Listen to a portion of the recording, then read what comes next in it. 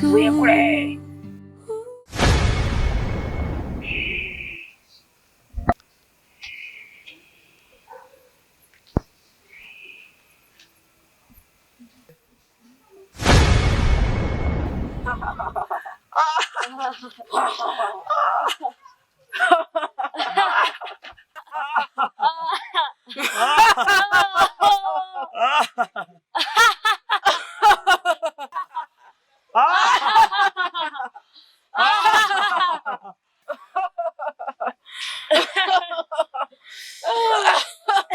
Mkuu, mbona umetoa kikao cha ghafla, kulikoni? Hamuoni kama kuna ugeni hapa kijijini? Ugeni huu hapa kijijini sio mzuri.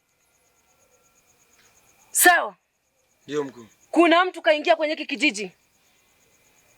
Hana nia nzuri kabisa. Ndio mkuu. Na sisi nimewaita hapa kuwaagiza.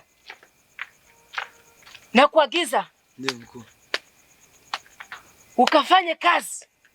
Kusanya mambo yake yote. Kisha uje uniambie.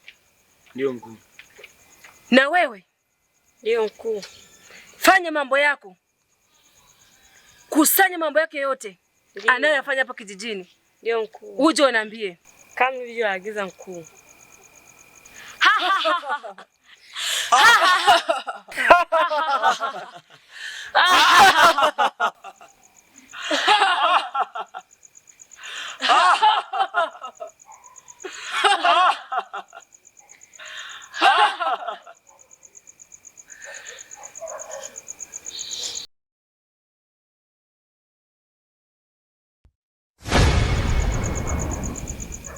Yusta, Bena, mbona umechelewa mtoto wangu? Mwaishie baba maji, anahisi kiu. sawa mama naleta. Mwaishie basi mume wangu. Umechoka baba.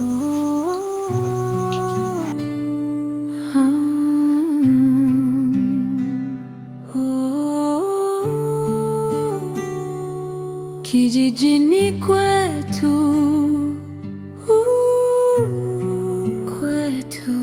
Kijijini kwetu,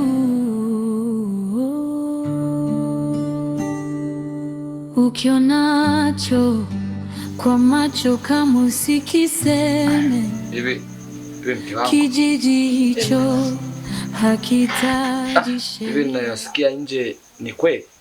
Yapi mume wangu? Mbona ni tofauti na ambayo nayakuta humu ndani? Yapi sasa nifafanulie?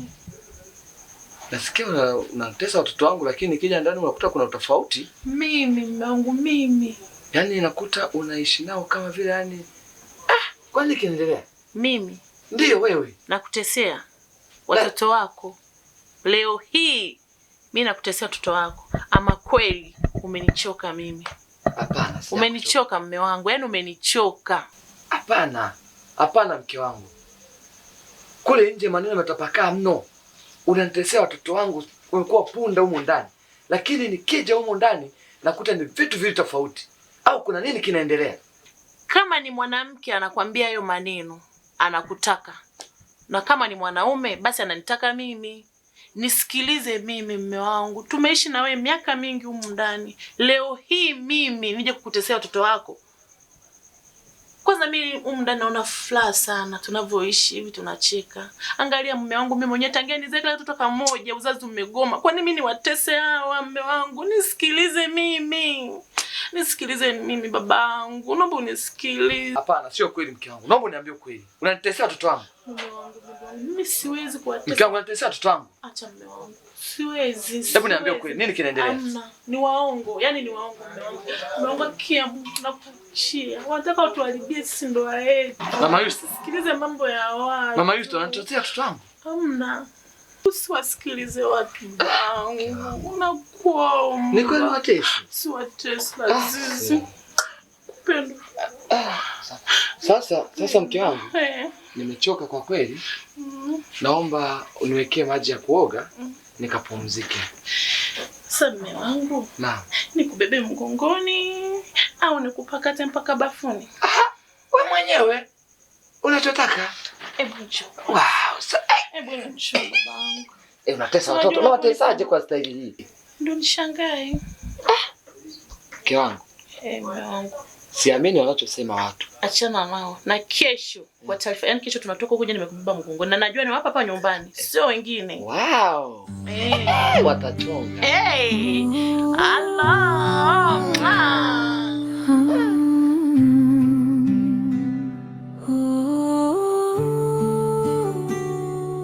Kijijini kwetu. Kijijini kwetu. Umenishtua sana. Kuna waza nini ndugu yangu? Mbona sio kawaida?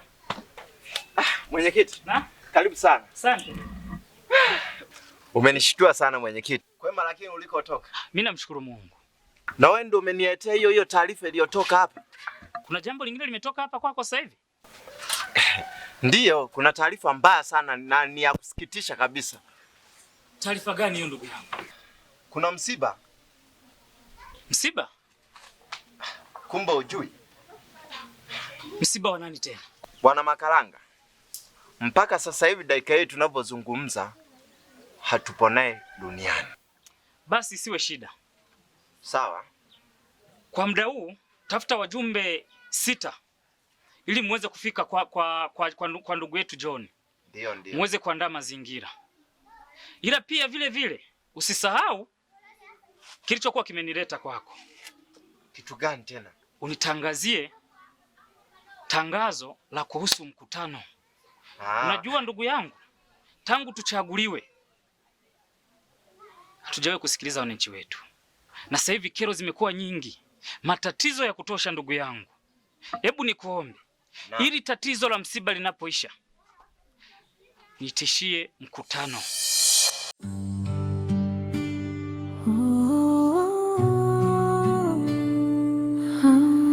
Asante, bora umefika. Nilikuwa nimekusubiri muda mrefu. Vipi kuhusu jibu langu? Jibu lako liko vizuri, nimeshakubalia kila kitu. Kwa hilo usijali. Oh. Asante sana. Lakini kitu kingine Hasani. Naam. Nilikuwa napenda kukuambia na kusisitiza.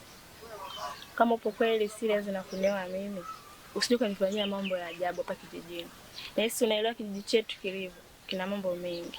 Usije kanitia mimba, ukaniacha kwenye hichi kijiji nikaa nahangaika na wazazi wangu. Kwa hiyo kitu mimi sikipendi. Utakuwa umenikosea sana. Kwa hiyo naomba ufikirie hilo kwa makini, yani uwe serious na makini pia. Mama, mimi nipo tayari kwa kila kitu. Nimekutafuta muda mrefu. Unanizungusha mara nini? Sasa leo Mungu amesaidia. Ombi langu limekubalika. Mimi nipo tayari. Swala la kukuchezea waachane nalo. Mimi nataka mwanamke wa ndani. Sawa, mimi nimekuelewa. Mimi nakukaribisha tu nyumbani. Ukija utawakuta wazazi wangu, mambo mengine yataendelea. Ngoja mimi nikuacha sana, mimi ni wapi nakoenda. Tutaonana siku nyingine. Mimi sasa hivi nataka niandae harusi. Wazazi nimeshawaambia. Hapa kilichobaki ni kufika kwenu. Kila kitu tukiweke sawa. Ondoa shaka. Basi sawa, mashida. Aya, asante. Aya, bye.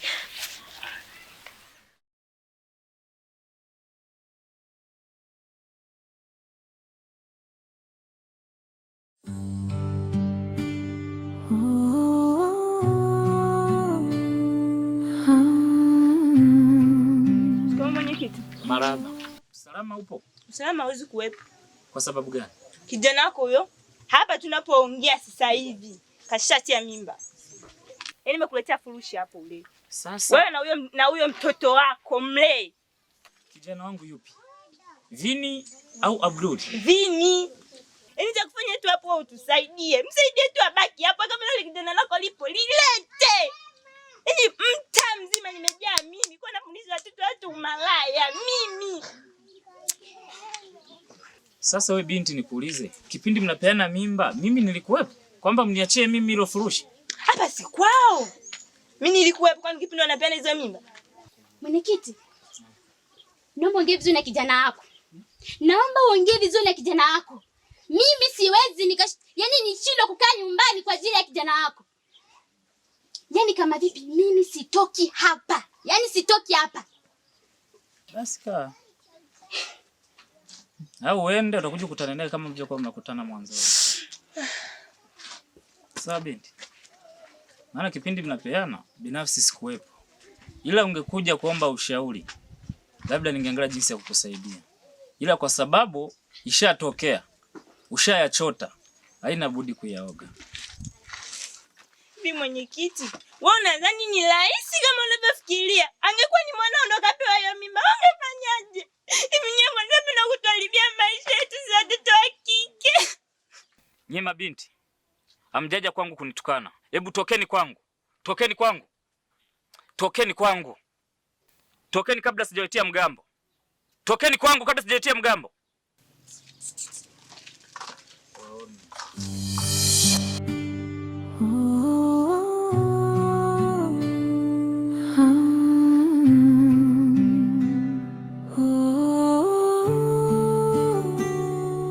Kijijini kwetu. Mjomba bora umefika. Na kumurako kama papai. Hivi mjomba, mbona tunalibiana mjomba? Kijijini. Mambo gani tunafanyana mjomba? Unajua mjomba? Usitaki kunivuruga kabisa. Yaani usitaki kunivuruga. Hivi mjomba, unajua mjomba, huku ni kuaibishana. Mjomba, mbona sikuelewi? Kuna nini? Hivi hawa watu mjomba wa kijiji hiki watanichukuliaje kwamba mjomba wangu mimi mwenyekiti ndo anafanya haya mambo hapa kijijini? Sasa mjomba, ungenyooka uniambie ni nini tatizo? Mjomba, wewe si mtu mzima kabisa mjomba. Unahitaji mwanamke si wewe mjomba. Haya, sasa hivi tu kesi imetoka hapa. Binti wa watu shampa mimba. Haya, mimi nampeleka wapi? Haya, unapa kumpeleka? Mjomba, kumbuka undugu wangu umetengenezwa na marehemu dada yangu. Kwa hiyo usitumie kigezo hicho mjomba kuniharibia. Sawa mjomba? Mjomba, wale mabinti muda wote wanafika hapa kwa jinsi walivyotoka hapa. Kwa hiyo angalia namna yoyote uweze kufika kwao, umalize hili tatizo. Na ikiwezekana huyu binti umuoe, maana tayari ushaniharibia. Sawa mjomba? Sawa mjomba, nimekuelewa. Basi nenda mjomba ufanye hivyo.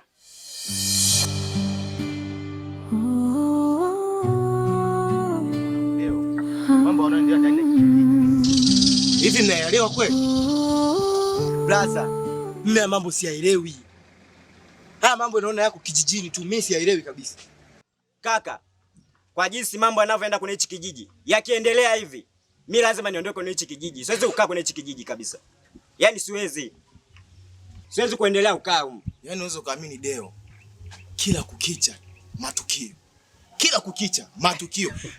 Hadi nashindwa hadi nachoka mimi. Hivi kwa mfano wewe Jackie. Niambie kaka. Bibi Sara huyu hapo.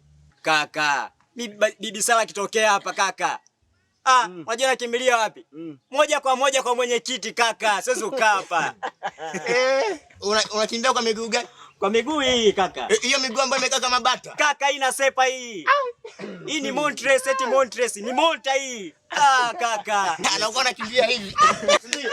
Kaka sio hivi kaka. Hii miguu ni hatari kaka. Hii da. Kutoka Mwanza mpaka da. Dakika hizi 2 kaka. Ni chapu. Huyu atamnyasa huyu. Kaka, yaani akitokea hapa.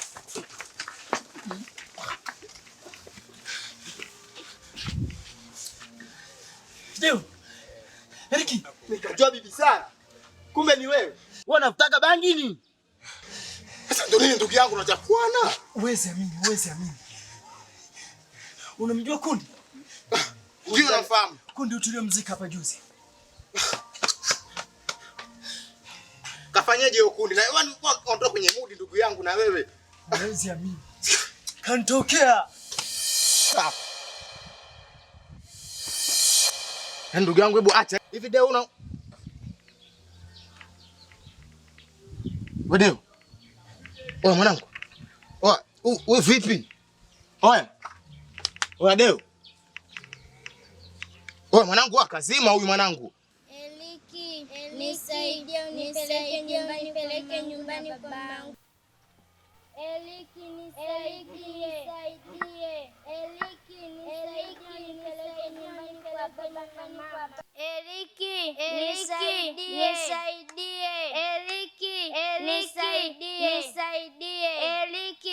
Nisaidie nyumbani kwa baba.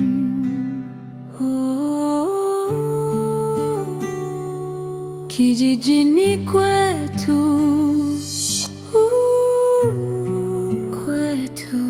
kijijini kwetu. Jamani, karibuni sana. Aise, tunashukuru sana. Karibuni sana. Asante sana. Mimi ndio mwenyekiti wa eneo hili. Ndio. Sijajua nyewe wenzangu. Ndugu mwenyekiti, unaotuona mbele yako ni watafiti wa madawa ya asili. Tunatokea Dar es Salaam. Tumekuja kwenye kijiji chako kwa ajili ya kufanya utafiti. Kwa majina naitwa Prince John. Natokea Dar es Salaam. Nimeambatana na mwenzangu, mtafiti mwenzangu anaweza kujitambulisha. Kwa majina naitwa Imani Fajens Katalieba. Na kuhusu mambo ya misitu mimi ni mtaalamu na mwenzangu. Karibuni sana. Basi karibuni sana, maana taarifa zenu ndio nilikuwa nishazipata. Kwa kama ni nyie, karibuni sana. Tunashukuru sana. Sasa ndio kwa sababu nilikuwa naelekea ofisini. Sawa. Basi nadhani haina shida. Ili swala sio vizuri kuliongelea maeneo haya. Itabidi tuende wote ofisini ili tuzungumze. Pia niwape kibali ili muwe salama ndani ya kijiji changu. Kwa sababu pia inabidi tena niwape angalizo. Maana kuna mambo mengi yanajitokeza ndani ya kijiji changu. Kwa hiyo inabidi muwe makini. Kama ni kuingia kwenye kazi zenu, mjitahidi kuanzia asubuhi saa 12 ile jioni mnakuwa mmemaliza kazi zenu, ndugu zangu. Kwa nadhani tunaweza tukaelekea ofisini ili niweze kuandikia kibali. Lakini sasa tunahitaji ile begi letu. Safi sana. Kuna nyenzo za kitaalamu. Alipaswa kukaa hapa. Basi haina shida. Ngoja nimite kijana ili alilete. Sodaki. Abduli. Naam. Leta ile begi.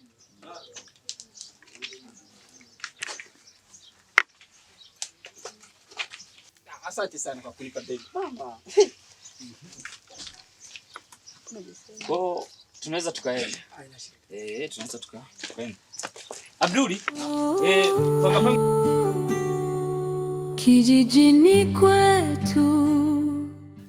Mimi naitwa Vini na ni mgeni hapa kijijini.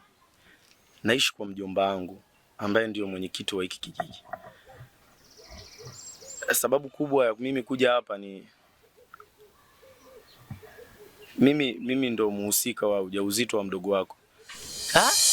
Nilikutana naye wakati nafika hapa kijijini na tukawa tumeongea mambo mengi, lakini kwa bahati mbaya kabla sijaja hapa kwa ajili ya utaratibu mwingine ndo nikawa nimempa huo ujauzito. Nini? Yaani kumbe dada yetu kapewa ujauzito na wewe? Ndio. Aha. Sasa mimi nimekuja hapa. Lengo la madhumuni ni kuja kufuata utaratibu ili niweze kumuoa ikiwezekana kama mtaridhia. Hivi nyinyi vijana wa mjini mnakuwaga na shida gani? Wewe nikikutizama na kuona ni msomi kabisa, lakini mambo unayofanya ni ya kijinga. Yule ana ndoto zake, lakini sasa hivi umembebesha ujauzito. Unategemea haja apewe matunzo na nani? Sikiliza nikwambie. Naomba urudi huko ulikotoka. Umesema si unakaa kwa mwenyekiti, naomba urudi kwa mwenyekiti. Tajua nyewe mnafanya nini, lakini sisi hapa dada yetu huwezi kumchukua. Lakini nimekuja hapa lengo la madhumuni ni kuja kuyamaliza. Na nimekuja na kitu kidogo hapa. Kijijini kwetu. Hii mtalipalipa gharama ndogo ambazo mlizitumia mpaka hapo alipofikia, kwa sababu mimi nimetaka kufuata utaratibu na hicho ndo kiasi nilicho nacho. Hii hela kaa nayo.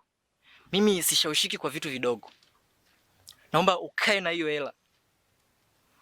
Nimekwambia urudi ulikotoka. Na hasira na wewe.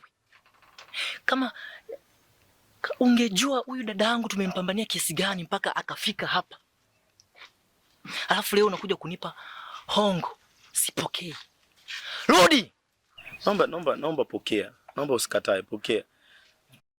Taratibu zingine na mambo mengine tutaendelea kuyamaliza taratibu. Hii nimeleta tu kwa ajili ya kwako.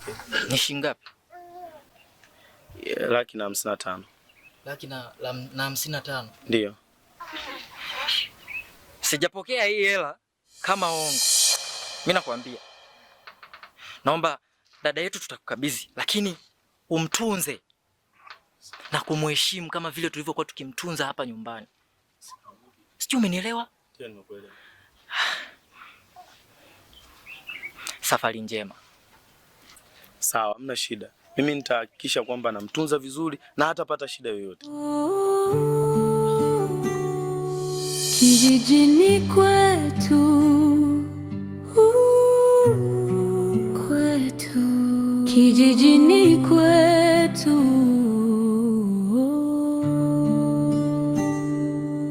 ukionacho kwa macho kama usikiseme. Kijiji hicho hakitaji sheria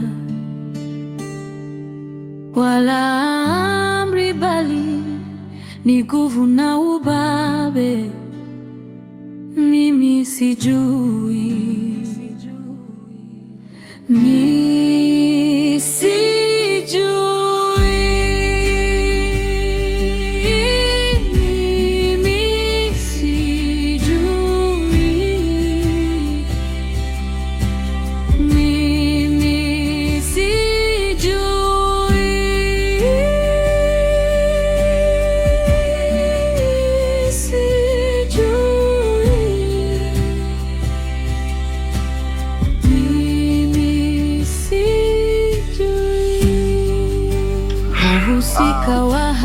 Na kama unamjua pia usimtaje.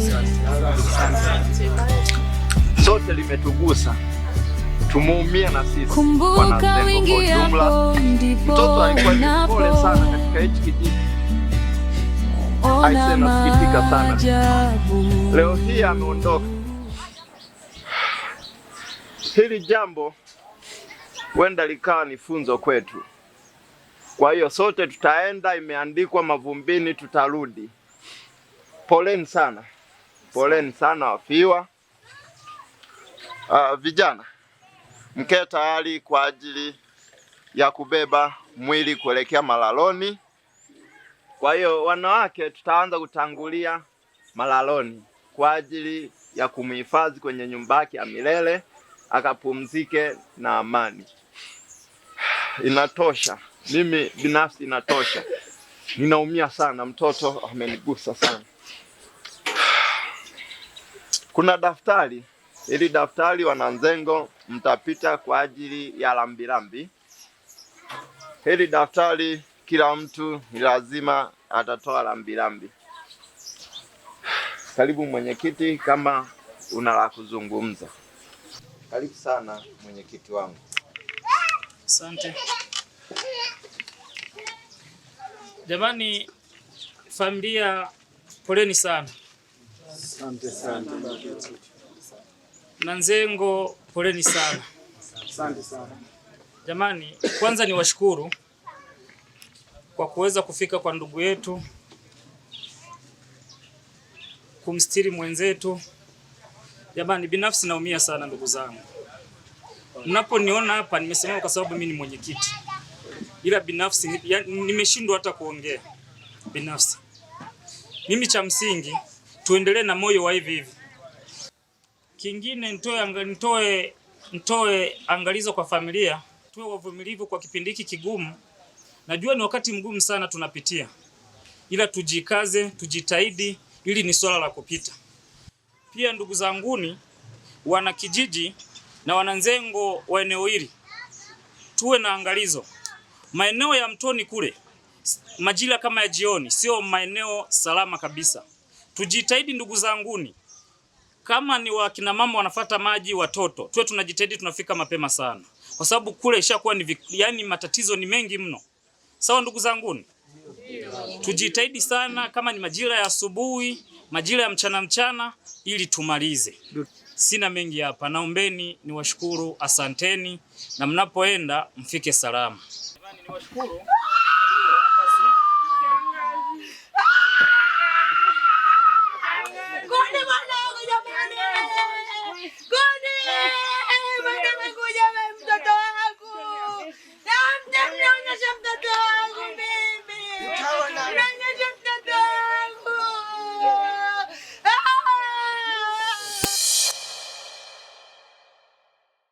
Habarini za saizi wananzengo. Salama. Nipende kushukuru kwa kuitikia wito wa kikao hichi. Hasa nashukuru sana kwa kupoteza muda wenu kuja kusikiliza kikao hichi. Kwa hiyo nahitaji utulivu wa umakini sana ili tuweze kutatua changamoto zenu zilizotukusanya hapa kwa pamoja, na imani kila mtu ana changamoto yake kutoka moyoni, kwa hiyo anahitaji kuizungumza hapa ili iweze kufanyeje kutatuliwa. Kwa hiyo nipende kwanza kutambulisha uongozi wangu, tamtambulisha katibu wangu ili aweze kujitambulisha na yeye na kuzungumza kama ratiba iliyokuwepo na kutoa mwongozo wa ajenda kama zifuatazo.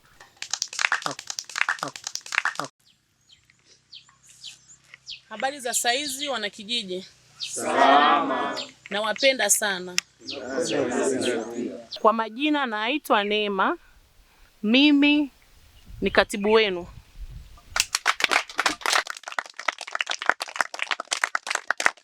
Wanakijiji, habari sasa hizi? Salama. Bwana asifiwe. Amina. Tumsifu Yesu Kristo. Amina. Waislamu, asalamu alaykum. Wa alaykum salaam. Asante sana. Kwa majina anaitwa Mwinjilisti Geoffrey Magesa Kimbia.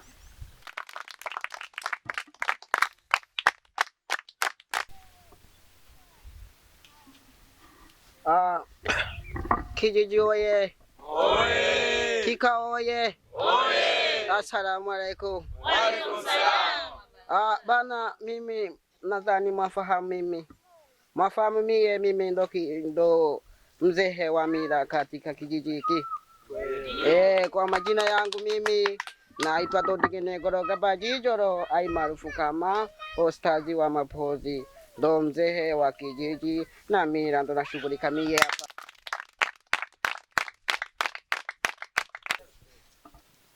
Ndugu wananchi, ndugu wanakijiji, naomba niwasalimu kwa jina la Jamhuri ya Muungano wa Tanzania. Kazi iendelee.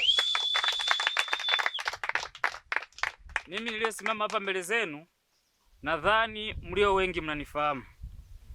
Ila nitajitambulisha kwa niaba ya wale wachache ambao hawanifahamu. Kwa majina naitwa mwenyekiti wa kijiji hiki, Jua Kali Jua Kali. Asanteni sana.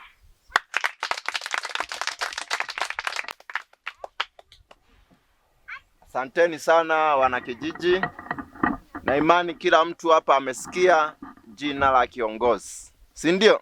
Ndio. Baada ya hapa kushuka, mimi nitamkaribisha katibu aweze kutoa ajenda ambazo zipo. Baada ya hapo kuna maswali ambayo mtauliza nyinyi, mtapewa nafasi yenu kuuliza maswali. Sasa nitoe tu kwamba angalizo kwamba mtakapouliza maswali msianze kuuliza maswali yasiyokuwa ya msingi. Mara mbona balozi hunyoi? Kweli sinyoi. Sasa si unajua nyembe mpaka uende duka masaba kule. Kwa hiyo muulize maswali ya msingi aliyotuleta hapa, sawa? Ndio. Tuwe na umoja na ushirikiano, sawa? Tunaongea kwa point ili tusikilize mtu mmoja mmoja. Asanteni sana. Karibu katibu. Wanakijiji, nimerudi tena kwenu. Ajenda ya kwanza, tunafungua kikao. Ajenda yetu ya pili ni visa vinavyoendelea ndani ya hichi kijiji.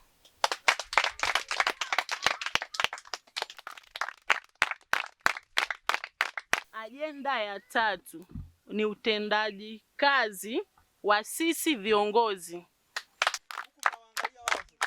Ajenda ya 4 ni mengineyo na maoni kwenu.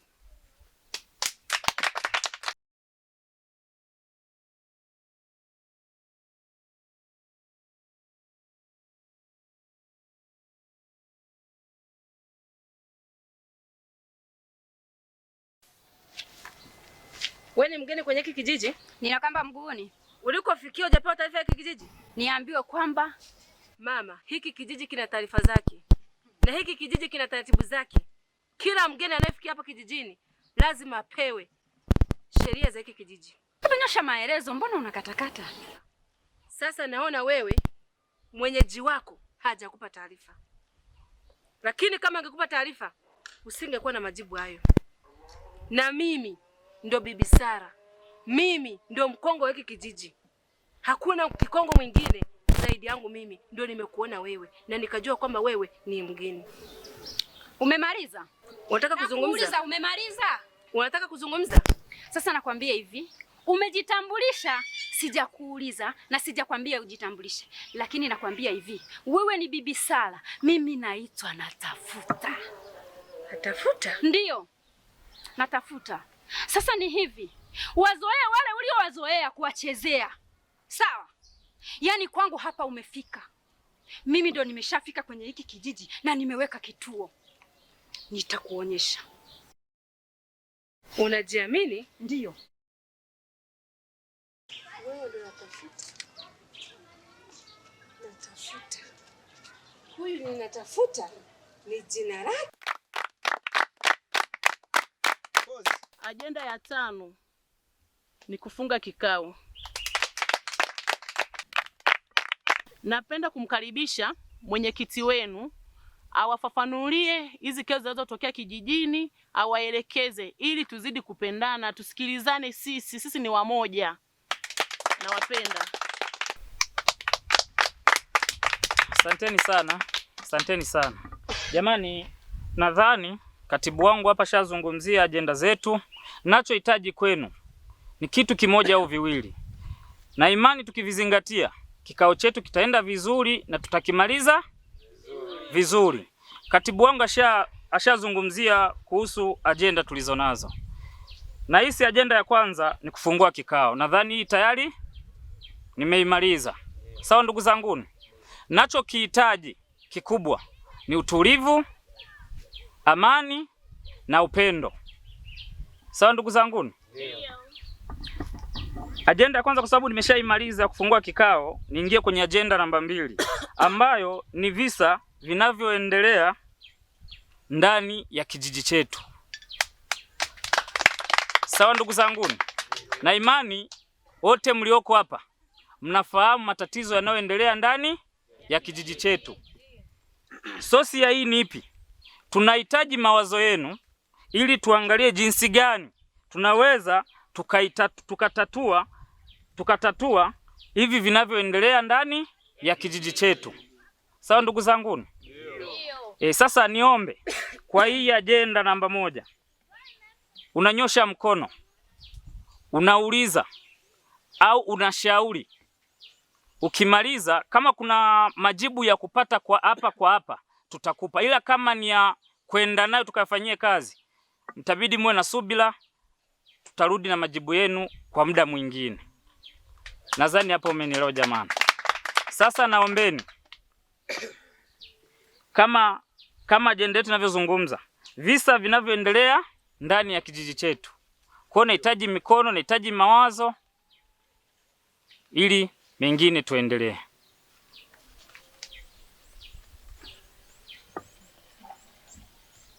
Nani? Wewe uko?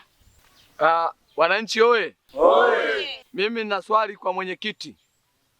Kwa nini matukio yanayoendelea ndani ya kijiji chetu hayatatui yamekaa kimya? Jamani, tuwe watulivu kama tulivyokubaliana ili tuendeleze kikao chetu.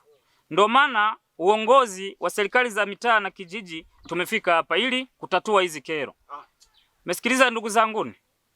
Sasa nataka tuangalie jinsi gani tunaweza tukatatua hili swala. Mwenzetu ameuliza kwa nini mwenyekiti atatui matatizo yanayotokea ndani ya kijiji chetu. Ndugu zangu, ni watoe hofu. Mimi mwenyewe yanayotokea ndani ya kijiji hiki sio kwamba napenda, ila najaribu kuangalia ni jinsi gani nitashauriana na nyinyi nikiwemo mimi ili swala tunaliwekaje vizuri. Ndio maana ya kuitisha mkutano huu. Kwa ningeomba mwenye wazo zuri, mwenye nia nzuri, unatoa wazo lako, tunalifanyia kazi hapa hapa, tutatoka tumelimaliza kama linawezekana. Kama haliwezekani pia, kama nilivyotangulia kuongea mara ya kwanza, nitaenda nalo, nitalifanyia kazi na majibu yenu mtafanyeje? Mtayapata. Kwa naombeni mwenye wazo la kushauri au mbinu gani tutumie, ndo watu kama hao na wahitaji. Jamani, tuwe watulivu. Asante sana ndugu mwenyekiti. Swala linalotusumbua ndani ya kijiji ni kutuondolea huyu bibi Sara anayotuvuruga ndani ya kijiji hiki. Ndio!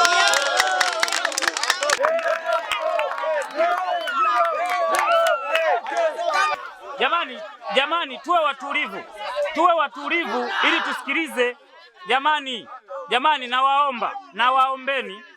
nawaombeni tusikilizane. Ndugu yangu wapendwa, nimewaelewa kuhusu swala la bibi Sara. Naomba kwa muda huu mnipe niende nalo, nilifanyie kazi, mtarudi na majibu yenu kwa muda mwingine.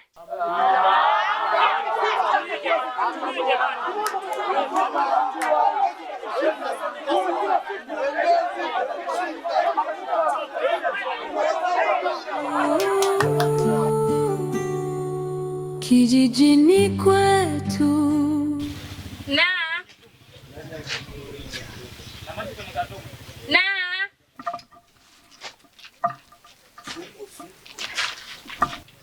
uko wapi? Na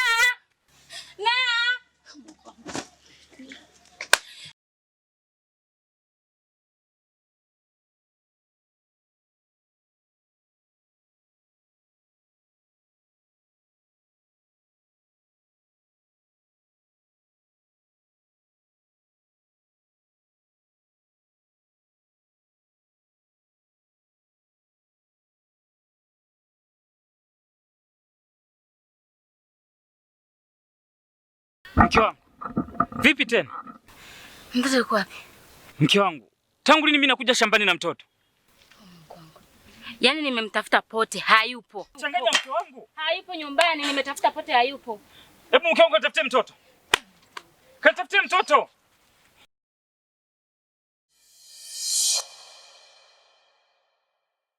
Ndani ya kijiji karibu ingia ndani. Ndani ya kijiji karibu ingia ndani. Ndani ya kijiji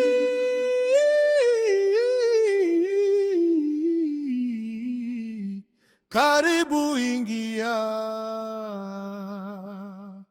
Mimi sijui, oh,